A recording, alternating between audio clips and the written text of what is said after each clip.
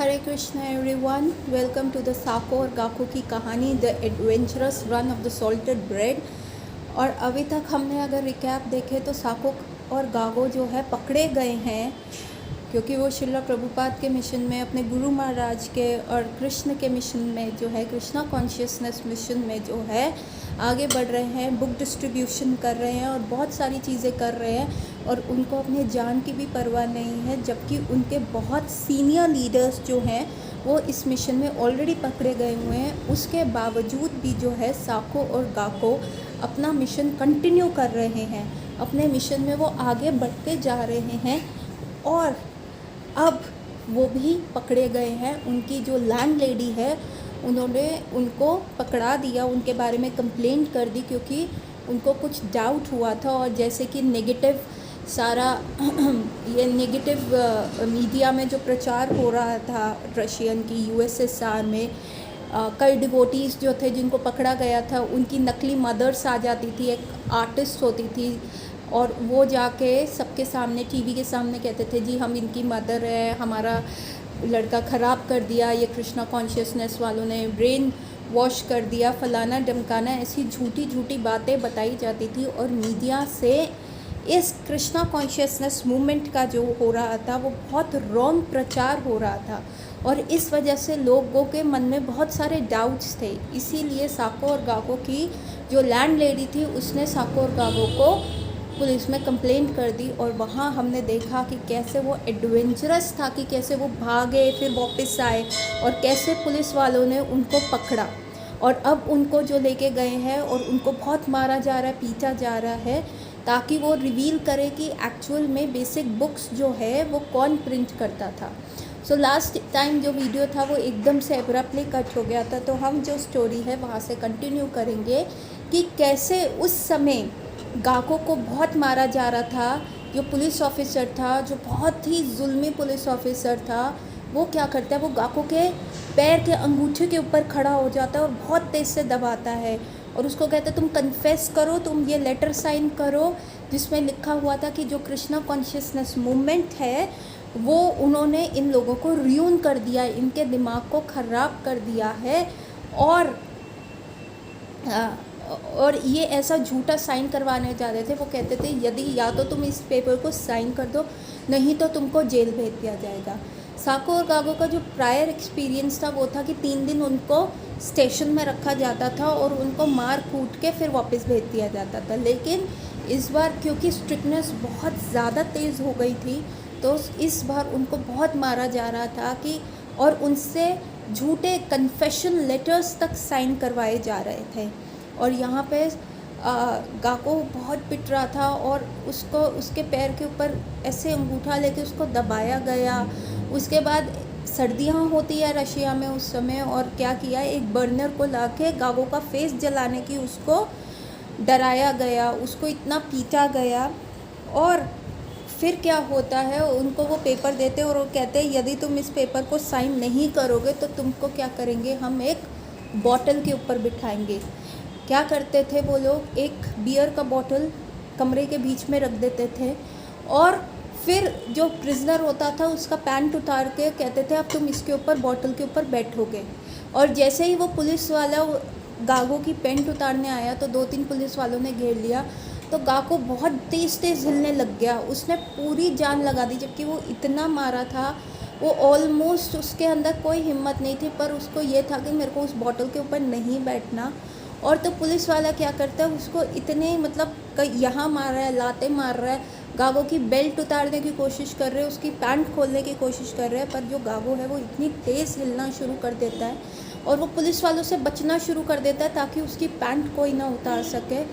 और यहाँ पे वो इतना ऐसे जैसे उसको मिर्गी का दौरा पड़ गया था, वो उस प्रकार से हिल रहा था ताकि कोई भी पुलिस वाला उसकी पैंट ना उतार सके। और वो 15 मिनट आधा घंटा ट्राई करते रहे और गाको कभी इधर भागता, कभी उधर भागता, कभी इधर वो कर रहा होता। और फाइनली पुलिस वालों ने उसको, वो इस काम में सफल नहीं हुए तो पुलिस वालों ने उसको मार कूट के छोड़ दिया। उसको मारा तो ज़रूर, उसको बहुत ज़्यादा मारा, पर उसकी वो पैंट नहीं उतार पाए। और फाइनली उसमें से एक पुलिस वाला आता है, उसके सामने पेपर देता है, कहता है या तो तुम इसको साइन करो वरना तुम जेल जाओगे। तो गागो कहता है मेरे को इसको साइन नहीं करना, मैं सफ़र कर लूँगा कृष्णा की वजह से, लेकिन मैं इन झूठी चीज़ों के, शिला प्रभुपाद के मिशन को जो है, इस सनातन धर्म को मैं कभी भी नीचे नहीं रख सकता, क्योंकि इसने मुझे सब कुछ दिया है। मैं जो पूरी ज़िंदगी इस चीज़ के लिए ढूंढ रहा था, मैं जेल जाना स्वीकार्य है, लेकिन मेरे को ये चीज़ ही चाहिए। और तो फिर उसको फिर से थोड़ा और मारते हैं और उसको खींच के एक ऐसी जगह बंद कर देते हैं जहाँ पे ऑलरेडी बहुत सारे क्रिमिनल्स थे, ठीक है। और जैसे ही गागो वहाँ जाता है, वो क्रिमिनल्स को देखता है, कुछ डरा हुआ होता है, कुछ सहमा हुआ होता है। कुछ क्रिमिनल्स आके उससे बात करनी शुरू करते हैं, उससे पूछते हैं तुम यहाँ क्यों आए, किस लिए आए हो। तो गागो बताता है कि ऐसे ऐसे हम कृष्णा कॉन्शियसनेस मूवमेंट है, हम कोई क्रिमिनल नहीं है। और वो लोग फिर उनसे प्रश्न, कृष्णा कॉन्शियसनेस को लेके प्रश्न करने पूछते हैं कि ये क्या है, इसका क्या मिशन है। और गागो कोई इतना टूटने के बाद, इतना पिटने के बाद भी, जो चैतन्य महाप्रभु ने कहा था कि जहाँ देखो वहाँ कहो कृष्ण उपदेश, ऐसा जो सब इंडियंस के लिए चैतन्य महाप्रभु ने जो ये उन्होंने कहा था, चैतन्य महाप्रभु ने, भारत भूमि में यदि आपका जन्म होता है तो जहाँ देखिए वहाँ कहिए कृष्ण का उपदेश। और इस चीज़ के लिए this is like an instruction, एक गुरु का हम जैसे डिसाइपल्स के लिए ये एक इंस्ट्रक्शन है चैतन्य महाप्रभु का। और उस इंस्ट्रक्शन को सीरियसली गागो ने लिया, और वो इतनी पिटी हुई कंडीशन के अंदर भी, जब वो प्रिजनर्स उससे पूछ रहे होते हैं, वो ये नहीं कहता छोड़ दो मैं अभी दर्द में हूँ या कुछ है, वो उनके प्रश्नों के उत्तर देता है और प्रीच करता है कृष्णा कॉन्शियसनेस मूवमेंट के बारे में। तो अब जब ये सारी चीज़ें हो गई होती है, तो क्या होता है कि अब उनको जेल भेजने का ना पुख्ता इंतज़ाम किया जा रहा होता है कि अब ये लोग जेल जाएंगे। तो एक जो लॉयर होता है, प्रोसिक्यूटर लॉयर, ऐसा होता है कि क्योंकि ये स्टेट के क्रिमिनल होते हैं, इनको प्रचार के लिए पकड़ा गया होता है, तो गवर्नमेंट ने ना एक प्रोसिक्यूटर जो इनको सज़ा दिलवाए वैसे वाले लॉयर को हायर किया होता है। और वो लॉयर इनसे मिलने जाता है और वो उनसे डिटेल में बात करता है, ताकि ऐसा केस वो पुलिस के सामने कोर्ट में लेके जाए और वहाँ पे इन लोगों को सज़ा दिलाई जाए, कि इनका जुर्म जो है वो साबित किया जाए और इन लोगों को अकॉर्डिंगली सज़ा दिलाई जाए जेल में जाने के लिए। अभी तो ये सिर्फ़ एक, जिसको कहते हैं, थोड़ी देर गिरफ्तारी में है और इनको जेल भेजना था। तो सरकार जो है एक प्रोसिक्यूटर लॉयर भेजती है, और वो प्रोसिक्यूटर लॉयर गागो से आके मिलता है, उससे बहुत सारे प्रश्न पूछता है, कृष्णा कॉन्शियसनेस मूवमेंट को बहुत डिटेल में पूछता है। और जो इनको डिफेंस लॉयर मिलता है, जो इनको बचा सकता है, वो जिस सरकार का एक, जिसको कहते हैं आँखों में धूल झोंकने वाली चीज़ थी, क्योंकि वो डिफेंस लॉयर बिल्कुल भी इंटरेस्टेड नहीं था। वो जस्ट एक खिलौना था सरकार के उसमें, कि भाई हमने तो केस प्रेजेंट किया था और इनका कोई डिफेंस स्ट्रॉन्ग नहीं था। तो बेसिकली इनको मुजरिम अभी से ही घोषित कर दिया गया है, लेकिन जस्ट कि मीडिया में दिखाने के लिए या लोगों को दिखाने के लिए ये एक ड्रामा टाइप चल रहा था। तो जो प्रोसिक्यूटर आता है लॉयर, वो कृष्णा कॉन्शियसनेस के बारे में उनसे बहुत सारे सवाल पूछता है, और गागो और साको ये मूवमेंट भी नहीं छोड़ते, उसको प्रीच करते हैं, उसको सारी डिटेल में बताती है। और कुछ जो कृष्णा कॉन्शियसनेस फ़िलॉसफी होती है, तो कुछ प्रोसिक्यूटर लॉयर जो होता है वो हामी भरता है कि हाँ ये तो ठीक है, ये ठीक है, ऐसा होता है। लेकिन कई जगह पे वो उनके अगेंस्ट भी होता है, कई पॉइंट्स पे वो अग्री नहीं करता। और फाइनली जब उसका इन्वेस्टिगेशन चल रहा होता है, तो गागो उसको कहता है कि भाई तुम जो हो, तुम ऐसे गलत काम में लगे ही क्यों हो, तुम प्रोसिक्यूटर क्यों बन रहे हो। वो कहता है देखो मैं अभी अभी लॉ कॉलेज से बाहर आया हूँ और मेरे पास कोई ऑप्शन नहीं है, मेरे को ये करियर की बिगनिंग में ही केस मिला है, तो यहाँ मेरे पास पिक वाला नहीं था, मेरे पे ये थोपा गया और मुझे ये करना ही करना है। तो वो गागो उसको कहते हैं कि तुम्हें लगता नहीं है कि तुम गलत कर रहे हो, तुम गलत का साथ दे रहे हो, तुम भी तो अग्री कर रहे हो बहुत सारे पॉइंट्स ऑफ कृष्णा कॉन्शियसनेस के। तो वो लॉयर जो होता है वो कहता है देखिए ऐसा है कि मैं सिर्फ अपनी अथॉरिटी को फॉलो कर रहा हूँ, जैसे आई am being a Kshatriya, I am being an Arjun. मतलब जो लॉयर होता है उन्हीं की फ़िलॉसफी उन पे मार्क करता है, कहता है I am being Arjun, I am being a Kshatriya, और मैं अपनी अथॉरिटी को फॉलो कर रहा हूँ। और जब मैं अपनी अथॉरिटी को फॉलो करूँगा तो मेरे के ऊपर जो है बुरा कर्म नहीं लगेगा, मैं बैड कर्मा में नहीं आऊँगा।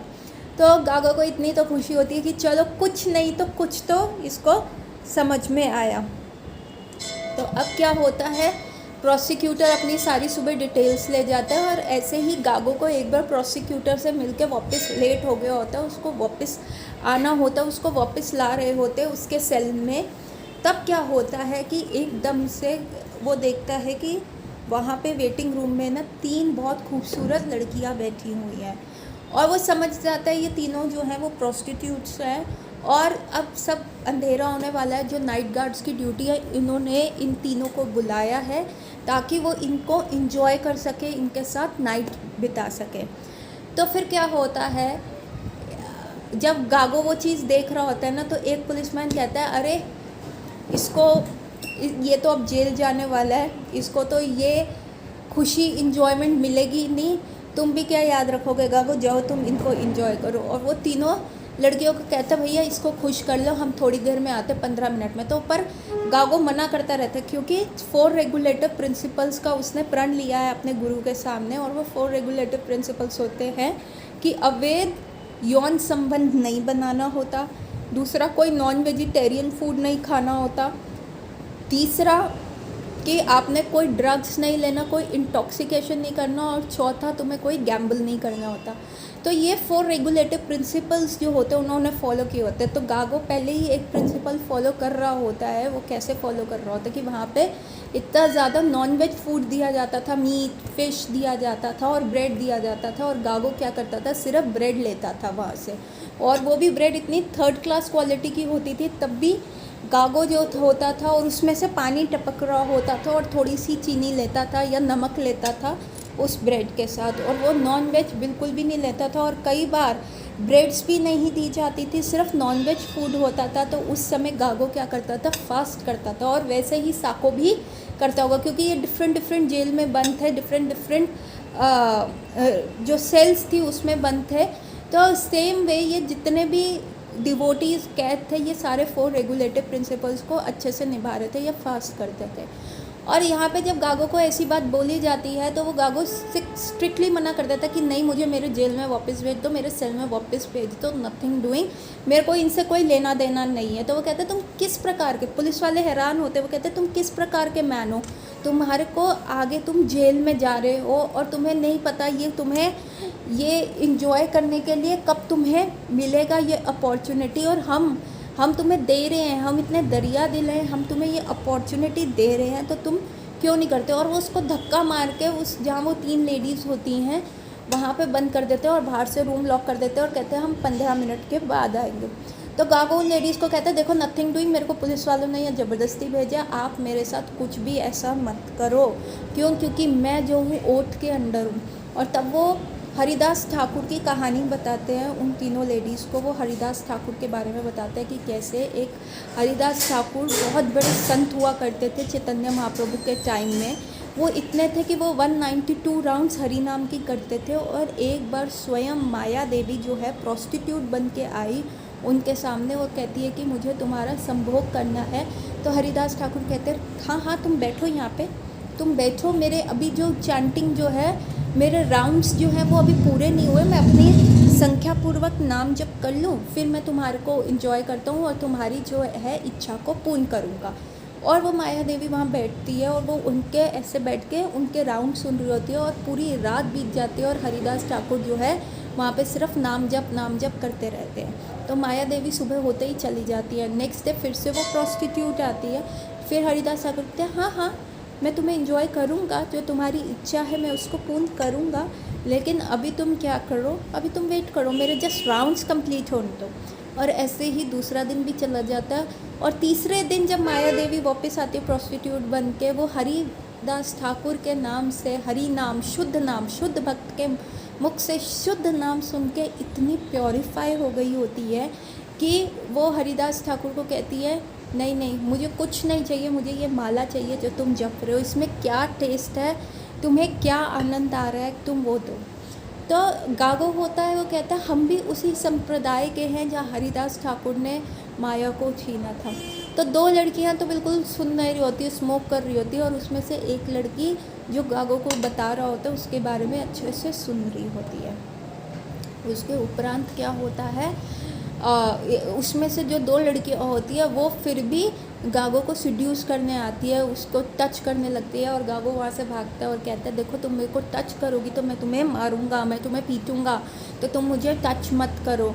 और फाइनली वो लड़कियाँ नहीं मान रही होती, तो एक लड़की बहुत ज़्यादा एडवांसेस मेक करती है गागो के प्रति, तो गागो चीख पड़ता है, कहता है अगर अब तुमने मुझे टच कर लिया तो मेरे से बुरा कुछ नहीं होगा, मैं तुम्हें बहुत तेज़ मारूंगा, तुम्हें समझ नहीं आ रही, मैं नहीं करना चाहता।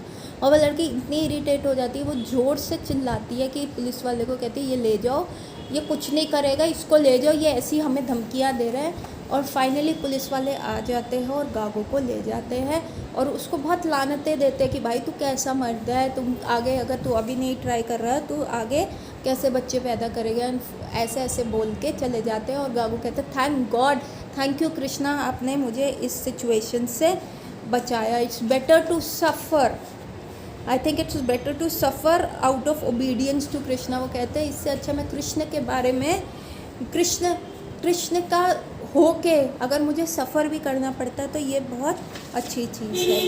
ठीक है, अब जो होता है उनके पेपर्स आ गए होते हैं और नेक्स्ट डे क्या होता है, उनको जेल में लेके जा रहे होते हैं। और उससे वहाँ के जो स्टेशन में पुलिस वाले होते हैं कि भाई तेरी कोई लास्ट विश है, तूने लड़कियाँ भी दी इंजॉय करी, हमने तेरे को भेजा था, तो तेरी कोई लास्ट विश है तो तू हमें अपनी लास्ट विश बता दे, हम उसको पूरा कर देंगे। तो वो कहता है मेरे को बस मृदंगा ला दो और मेरे हाथ खोल दो और मेरे को कीर्तन करने दो। और पुलिस वाले कहते हैं ठीक है भैया, इसकी लास्ट विश है। वो उसको, क्योंकि आधा एक कमरा तो पुलिस स्टेशन का होता है, सारे डिवोटीज़ के बुक्स से, सामान से सब भरा हुआ होता है, तो वहाँ पे वो क्या करते हैं, उसको मृदंगा दे देते हैं और कहते हैं कि भाई तू बजा ले इसको, जो तेरी इच्छा है तू कर, तेरे पास समय, और उसकी हथकड़ियाँ खोल देते हैं। और तब गागो वहाँ बैठ के हरि नाम कीर्तन गाता है और पुलिस वाले हंस रहे होते हैं, उसका मजाक उड़ा रहे होते हैं। कई कहते हैं अरे गा गा, जोर से गा, आखिरी बार गा रहे, क्या हुआ। तो गागो आंखें बंद करके हरि नाम कीर्तन जो मृदंगा बजा बजा के गाता है। और वहाँ पे जितने भी जेल के लोग होते हैं, जो स्टेशन में जितने भी सेल्स होते हैं, वो लोग भी तालियां मार रहे होते हैं। कुछ चम्मच और जो उनको एल्युमिनियम के कप्स दिए जाते हैं और एक कटोरा दिया जाता है, उसको ठा ठा ठा करके बजा रहे होते हैं और वो भी हरि नाम कर रहे होते हैं। और गागो क्या करता है, अपने पूरे सेल में उनके कॉरिडोर्स में मृदंगा लेके हरि नाम का चक्कर लगाता है और फिर एंड में वो जोर से नरसिंह आरती गाता है। और फाइनली पुलिस वाले कहते भैया बहुत देर हो गई, 30 मिनट हो गए, अब तुम्हारी वैन आ गई है, तुम उसमें बैठो और तुम चलो, अब तुम्हारा जेल जाने का जो है समय आ गया है। और गागो से वो सारी मृदंगा लिया जाता है और एक पुलिस वाला उसको हथकड़ी लगाने लगता है, तो दूसरा कहता है ज़रूरत नहीं है, ये कुछ नहीं करेगा, इसने कल ही कुछ नहीं किया, तो इसमें इतनी हिम्मत तो है नहीं कि जो वो लेडीज़ को एंजॉय कर सके, तो अब ये जो है इसकी ये कुछ नहीं करेगा। और वो वैन में बैठते हैं, फिर से वो अपने सारे साथियों से मिलता है और 20 मिनट्स के अंदर वो एक जेल पहुंच जाते हैं। और अब ये जो होता है वो होता है एंटरिंग इनटू द हेल। वहाँ पे उनके साथ क्या क्या होता है ये अब हमें पता चलेगा। और जैसे ही वो जेल में उतरते हैं, वहाँ पे जो रिसेप्शनिस्ट होता है वो उनसे पूछता है भाई तुमने क्या क्राइम किया। और जब उनको पता चलता है कि ये डिवोटीज़ है और ये जो है ना क्रिश्चियनिटी छोड़ के सनातन धर्म का, कृष्णा कॉन्शियसनेस का प्रचार कर रहे हैं, तो वो डिवोटीज़ जो वो रिसेप्शनिस्ट अपना माथा पीट लेता है, कहता अगर जेल में आना था तो कुछ ढंग का तो क्राइम करते, तुम्हारी तो बेइज्जती हो गई, क्या बताओगे कि ना मर्डर करके आए, ना चोरी करके आए, तुम क्या करके आए हो, कुछ ढंग का, मतलब तुम्हारी कोई इज्जत है कि नहीं कि तुम कुछ ढंग का तो क्राइम करते हो। और ऐसे वो इनकी ठिठोली ले रहा होता है। और बाद में क्या करता है, गागो को लेके जाते हैं और इनकी चेकिंग होती है। इनको बिल्कुल कहते हैं सारे कपड़े उतार दो, इनको नेकेड कर देते हैं, इनको चेक करते हैं और इनको कभी उठाते हैं, बिठाते हैं कि कहीं इन्होंने कहीं कुछ छुपाया तो नहीं है। और गागो प्रे कर रहा होता है कि उसने जो पंचतत्व की पिक्चर जो है उसने छुपाई हुई थी अपने कपड़ों में, वो पिक्चर इसको ना मिले। और कृष्ण की कृपा से उनको वो पिक्चर नहीं मिलती। और फिर इनको क्या किया जाता है, जेल में एक ऐसे काले जेल में इनको फेंक देते हैं, कपड़े इनको पहनने को बोल देते हैं और जेल में फेंक देते हैं, और जहाँ की ऑलरेडी इतने सारे क्रिमिनल्स होते हैं।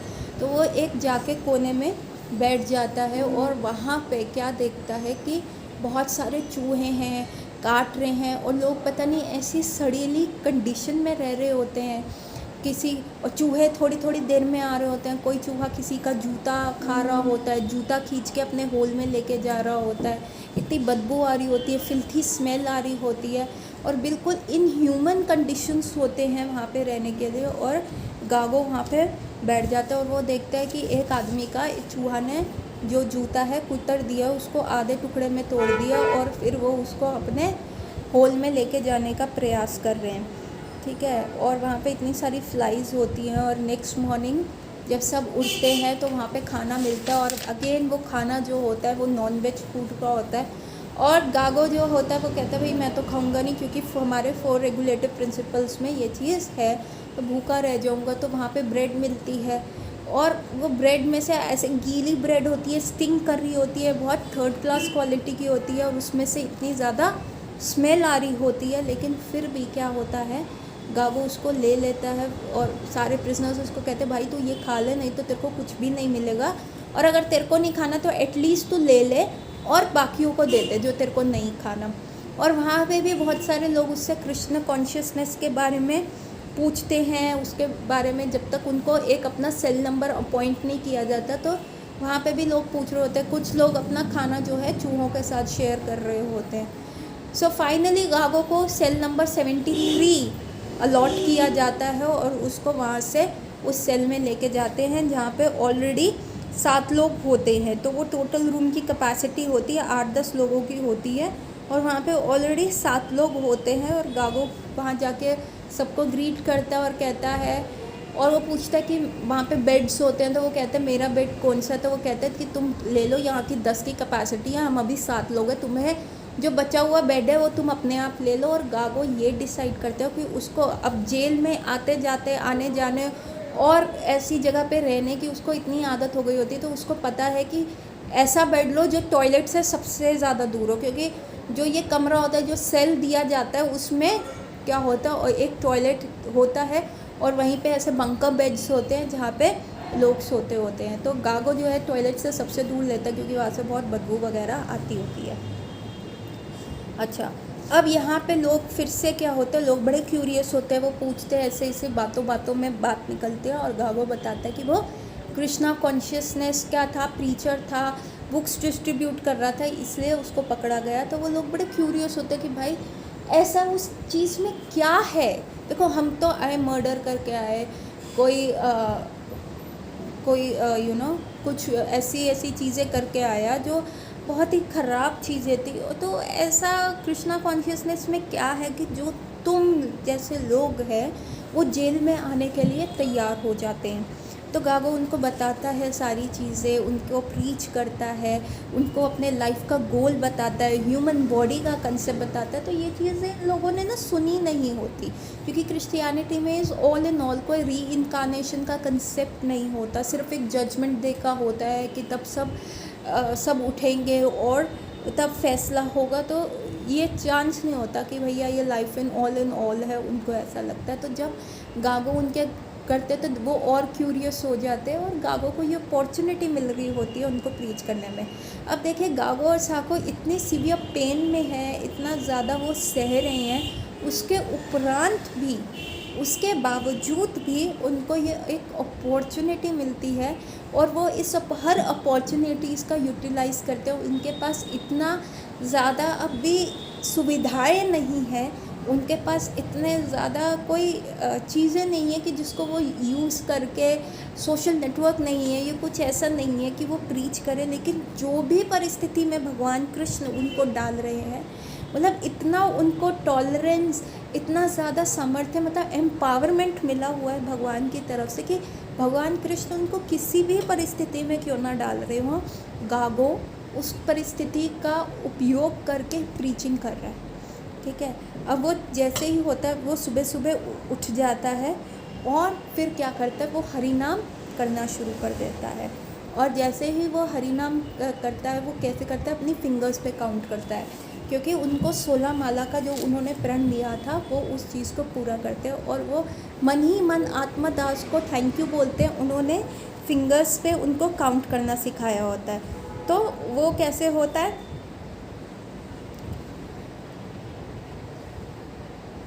वो ऐसे काउंट करते हैं कि हरि नाम करते हैं। तो ये फिंगर्स जो है, हरे कृष्ण कृष्ण कृष्ण हरे हरे, हरे राम राम राम हरे हरे, ऐसे ही थंब जो होता है ऊपर जाता रहता है। और जब वो चारों फिंगर्स को कवर कर लेता है तो लेफ़्ट हैंड का जो थंब है वो एक पे आ जाता है।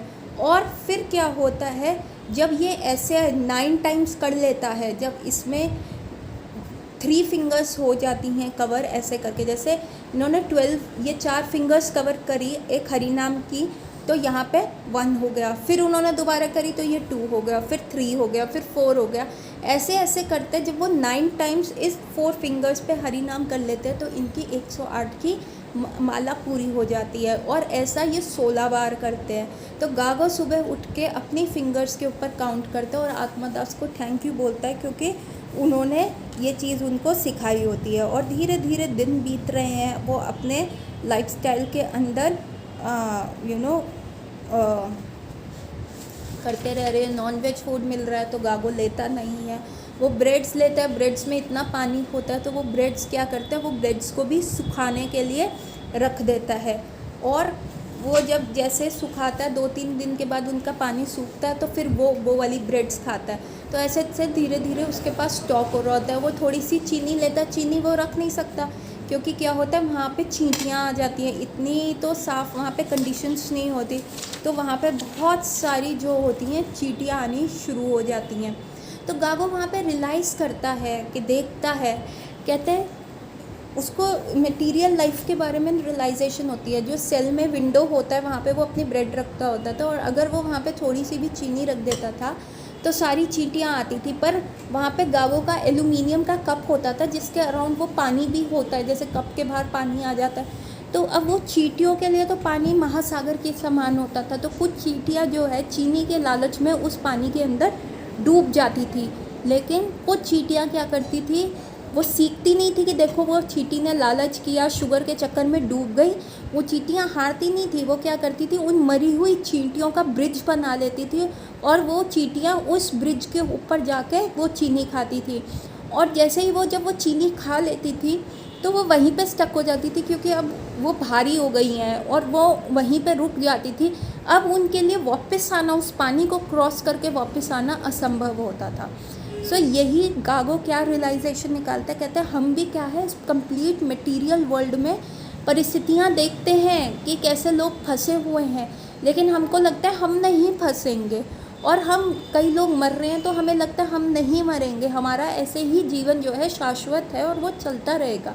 इसलिए हम उसको एंडेवर करते रहते हैं। हम उन मरे हुए लोगों से भी सीख नहीं लेते कि नहीं सब ख़त्म हो जाएगा, हम कितना पैसा जोड़ ले, कुछ भी जोड़ ले, सब यहीं पे जो है ख़त्म हो जाएगा, ज़ीरो हो जाएगा। लेकिन नहीं, हम रुकते नहीं हैं। हमारे लिए सक्सेस का फॉर्मूला जो होता है वो बहुत हाई होता है, और हम फिर वैसे ही धीरे धीरे मेहनत करके वो सक्सेस पा लेते हैं। लेकिन हम लाइफ के मेन गोल से बिखर जाते हैं, हम लाइफ के मेन गोल से डाइवर्ट हो जाते हैं और हम उन्हीं सारी चीज़ों के अंदर फंसे रहते हैं।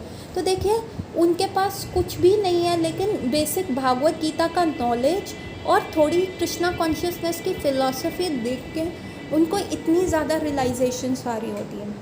अब क्या होता है, अब उनके पास इतनी सुख सुविधा तो है नहीं, और कई बार फिंगर्स पे काउंट करते करते कई बार काउंट इधर उधर हो जाता था। परंतु वो अपने प्रण में पूरे पक्के थे जो उन्होंने 16 माला करनी है, क्योंकि शिला प्रभुपाद ने कहा था जो 16 माला करेगा और भगवान के नाम का प्रचार करेगा उसको मैं डेफिनेटली जो है कृष्ण के धाम गोकुल वृंदावन लेके जाऊंगा, मैं उसको वैकुंठ लेके जाऊंगा। तो अब ये प्रण उनका पूरा पक्का था।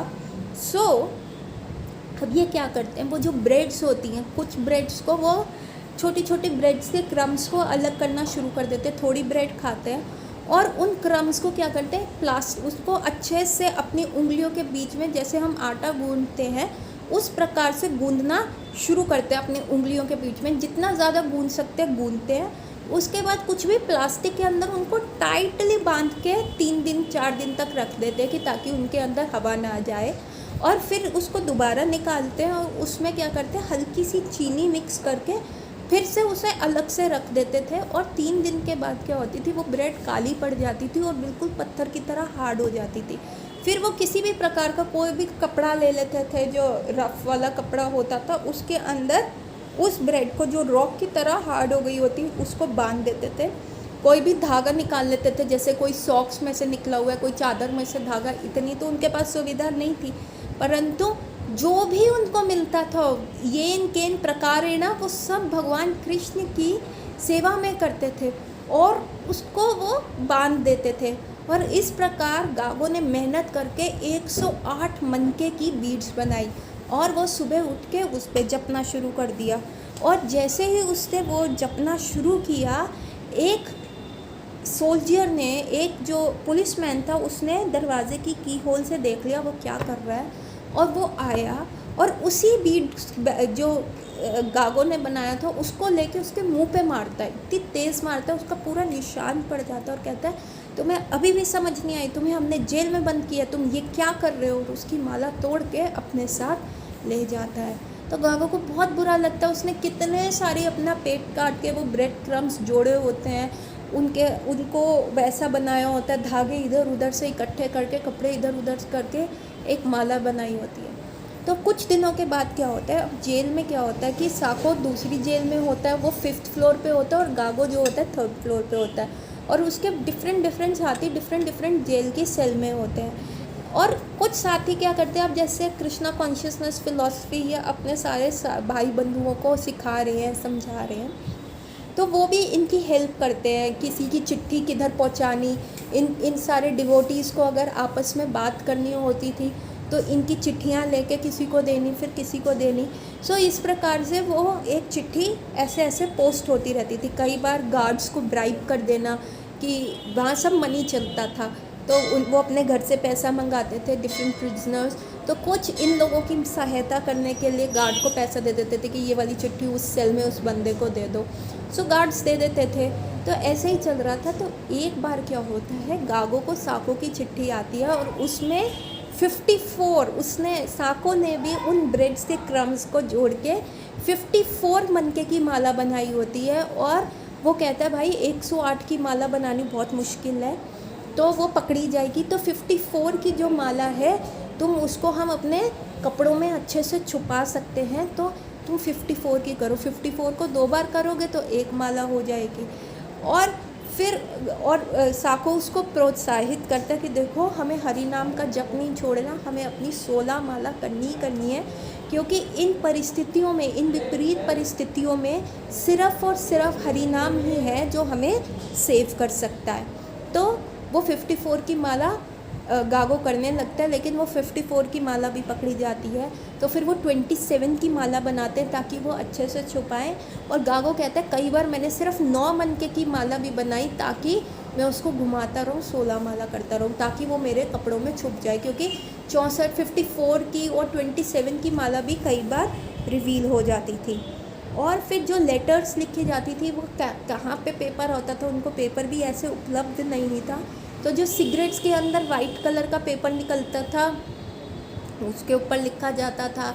कई बार किसी प्रकार से लिखा जाता था, कई बार किसी प्रकार से वो लेटर्स कभी किसी कपड़े पे, स्ट्रे कपड़े के ऊपर लिखा जाता था, कभी ऐसे ही रफ़ कागज़ के आगे कुछ और लिखा है, पीछे मिल जाता था। तो ये एक कोड वे में एक पोस्ट चलती थी। और कई बार इनकी स्पीड पर ऐसे होता था, एक सेल से दूसरे सेल में, तो वो हाथ यूं डाल के दूसरी जगह दे देते थे, फिर वो कहते थे इसको इस सेल नंबर में पहुंचाना है। तो कई बार फ्लोर वाइज सेल में जाती थी, और कई बार जब ब्राइब करते थे तो 5th फ्लोर से 3rd फ्लोर पे आ जाती थी। तो ऐसा इनका चल रहा था। और इस प्रकार ये प्रिजनर्स को भी कृष्णा कॉन्शियसनेस के बारे में बता रहे थे, सब इनको सब बता रहे थे। और क्योंकि गागो की आदत थी, उसके पास एक ऑल्टर था, वो पंचतत्व की फ़ोटो थी, तो वो अपना सारा फ्रूट जो ब्रेड्स मिलता था, कुछ भी वो खाता था, वो भगवान को पहले ऑफ़र करता था, पंचतत्व को ऑफ़र करता था। पंचतत्व चैतन्य महाप्रभु, नित्यानंद प्रभु, अद्वैताचार्य, गदाधर पंडित और श्रीवास ठाकुर, इन सबको वो पहले ऑफ़र करता था और फिर खाता था। और इसके रहने वाले जेल वालों की भी आदत वैसी हो गई, मतलब वो उनको अच्छे से कृष्णा कॉन्शियसनेस में प्रीच कर रहा था और वो लोग भी ऑफ़र करने लग गए। उनके घर से भी वेजिटेरियन फूड आता था तो वो गागो को देते थे। और ये एक ऐसा हैबिट बन गई थी कि पंचतत्व को पहले खाना ऑफ़र होगा और उसके बाद आगे का प्रोसीड किया जाएगा। एक बार क्या होता है, गागो की ये सारी बात सुन के और जो पोस्ट सर्कुलेट हो रही होती है, तो एक बहुत फेमस क्रिमिनल होता है जिससे इवन पुलिस वाले भी डरते हैं। मकान नाम का होता है, वो आता है, पुलिस वाला कहता है मकान तुमसे मिलना चाहता है गागो। तो गागो कहते हैं ठीक है उसको ले आओ, और मकान आता है।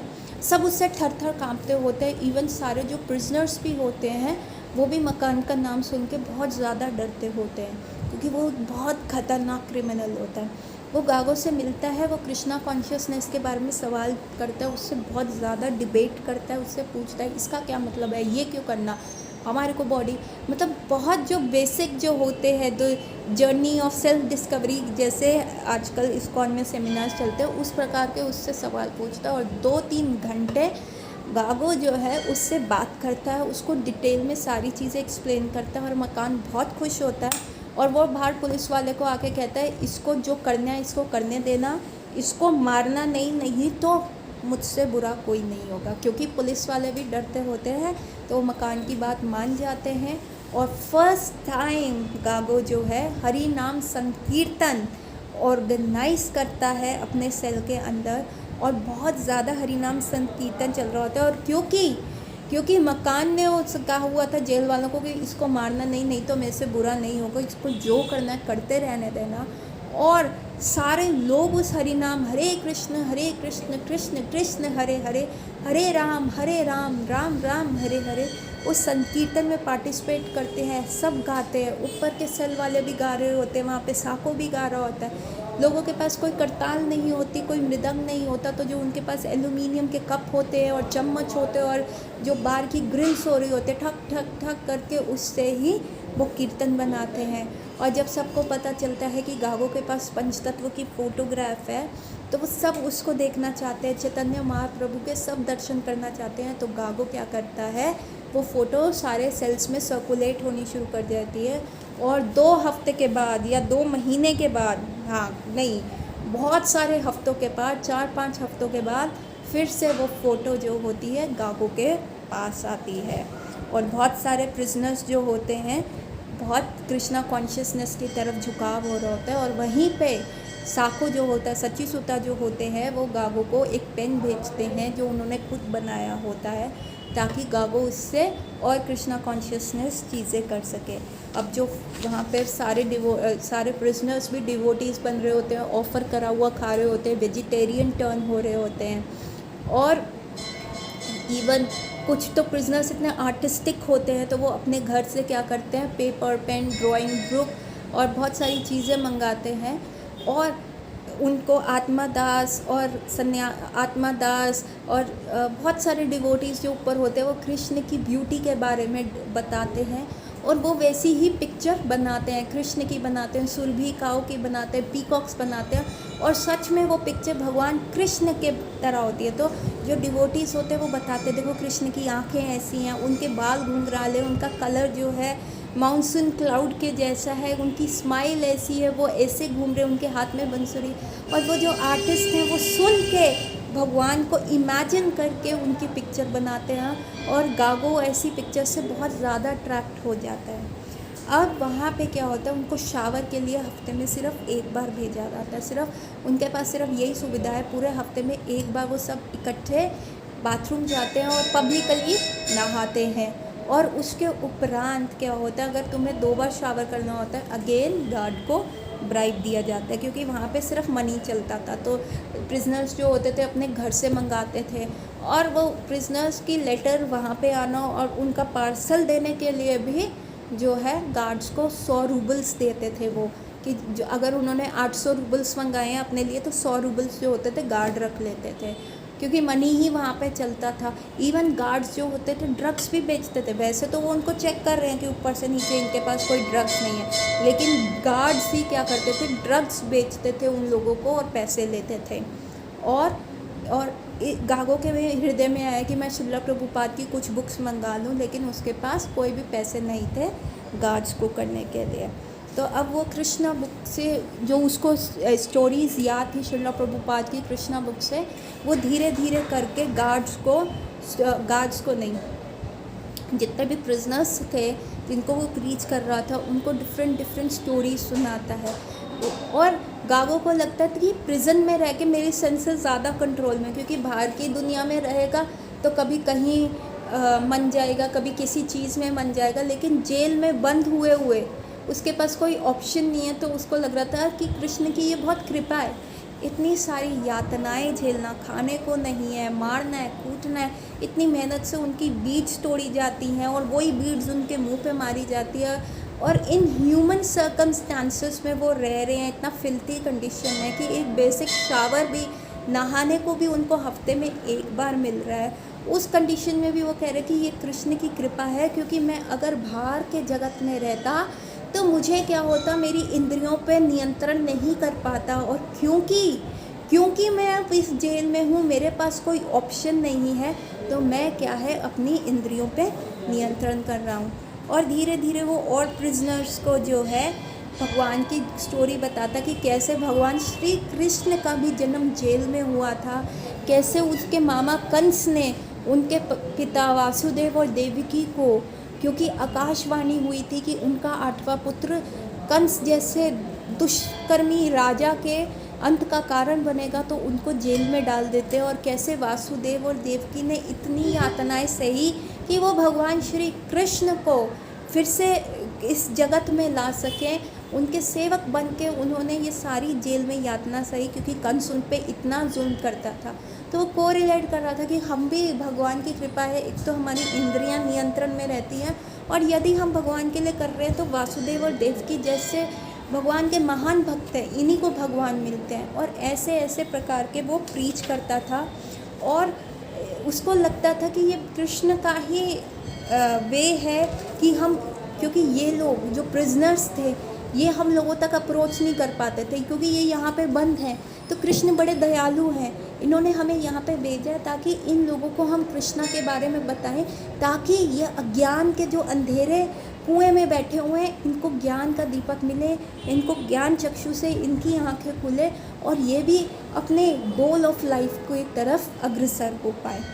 और इस प्रकार बहुत सारी स्टोरीज़ हुआ करती थी वहाँ पे। और ऐसे ही गागो ना एक स्टोरी बताता है कि कैसे वहाँ पे एक व्यक्ति था जेल में जो हर चीज़ पे गैम्बल करता था, उसको पैसे खरीदने का बड़ा ही शौक़ था, हर चीज़ में गैम्बल करता था, शर्त लगाता था और दूसरे को हरा के वो पैसे जीतता था। और एक दिन वो कहता है कि वो एक व्यक्ति था, किसी के पानी के अंदर ना एक मक्खी आ गई और वो उस मक्खी को निकाल के पानी पीने वाला था, तो वो जो गैम्बलर था, जो व्यक्ति था जो शर्त लगाता रहता, तो उसने वो मक्खी पकड़ी और उसने वो टेबल पे रखी और एक तीली से, एक डंडी से उसको हिलाने का प्रयास किया, परंतु वो वहीं पे पड़ी रही, हिली नहीं। तो ऐसा लग रहा था कि वो मक्खी जो है मर गई। अब वो व्यक्ति ने कहा कि यदि मैं इसको दोबारा से ज़िंदा कर सकता हूँ, मैं इसको दोबारा से ज़िंदा कर दूँगा, तो बताओ कौन मेरे से शर्त लगाता है? जो मुझसे शर्त लगाएगा कि ये मक्खी मरी हुई है, ये ज़िंदा है। तो बहुतों ने कहा हाँ ये मर गई है, ये हिल नहीं रही, ये डुल नहीं रही। तो उसने कहा मैं इस मक्खी को ज़िंदा कर दूँगा, तो तुम मेरे से शर्त लगाओ। और सब ने उससे शर्त लगा ली। और वो गागो से भी पूछता तो गागो कहते नहीं ये ज़िंदा हो सकती है, तुम कर सकते हो इसको ज़िंदा। तो बहुतों ने कहा हाँ, 2-3 ने कहा तुम इसको ज़िंदा कर सकते हो, लेकिन बहुतों ने कहा नहीं ये तो मर गई है। उन्होंने भी डंडी से उस मक्खी को हिला के देखा, लेकिन उस मक्खी में कोई भी क्रियाशील हरकत नहीं थी।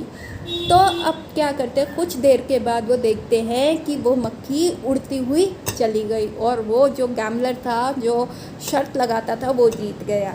तो ये पूरी कहानी जो है, जो अभी तक हम सुन रहे हैं, ये हम गागो के मुख से सुन रहे हैं। और गागो जो है अपने बेटे को सुना रहा है ये कहानी। और अब इनका बेटा उनसे पूछता है ये कैसे हुआ। तो गागो कहते हैं कि देखो इट इज़ वेरी इजी।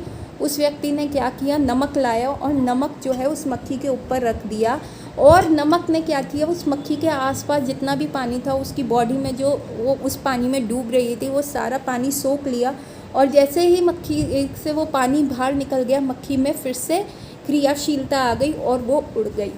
तो देखिए साइंस भी जो है ऐसा चल रहा था, वहाँ पे हर प्रकार के प्रिजनर्स थे और डिफरेंट जेल की स्टोरीज़ थी। गागो बता रहा है इतनी परिस्थितियों में भी हो के, इतनी जघन्य और इनह्यूमन कंडीशंस में भी रह के गागो और साको इसको कृष्ण की कृपा मान रहे हैं। तो देखिए कितना उनको दृढ़ता थी सनातन धर्म में और इन सारी चीज़ों में। तो हमें इनसे बहुत कुछ सीखना चाहिए। और आगे साको और गागो की लाइफ में क्या होगा वो हम नेक्स्ट संडे देखेंगे, नेक्स्ट क्लास में देखेंगे कि ये एडवेंचर कहाँ जा रहा है, किस तरफ जा रहा है और किस प्रकार ये हर परिस्थिति में कृष्ण का हाथ देखते हुए सुखमय से हरि नाम की चैंटिंग कर रहे हैं, अपनी 16 माला के प्रण, 16 माला के जप को सबसे ज़्यादा प्रमुखता दे रहे हैं। तो इसके साथ हम ये क्लास एंड करेंगे। साको और गाको के एडवेंचर्स को हम आगे कंटिन्यू करेंगे। तब तक के लिए हरे कृष्णा। आपका